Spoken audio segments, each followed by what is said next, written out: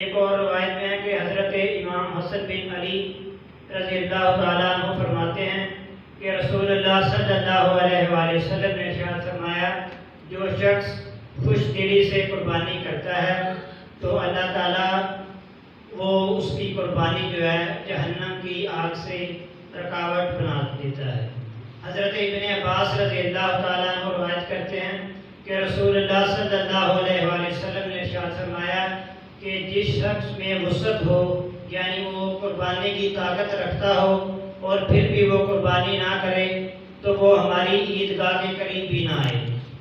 حضرت ابو ہریرہ رضی اللہ تعالیٰ عنہ فرماتے ہیں کہ رسول اللہ صلی اللہ علیہ وآلہ وسلم نے ارشاد فرمایا کہ اللہ تعالیٰ کو عید کے دن جو پیسے خرچ کیے گئے ہیں قربانی پر وہ سب سے زیادہ افضل ہیں، اس کے علاوہ جو باقی خرچ کیے گئے ہیں۔ حضرت زید بن ارقم رضی اللہ تعالیٰ عنہ روایت کرتے ہیں کہ رسول اللہ صلی اللہ علیہ وآلہ وسلم سے صحابہ نے عرض کی، یا رسول اللہ صلی اللہ علیہ وآلہ وسلم یہ قربانیاں کیا ہے؟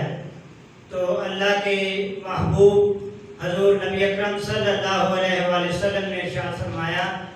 کہ یہ تمہارے باپ ابراہیم علیہ السلام کی سنت مبارکہ ہے۔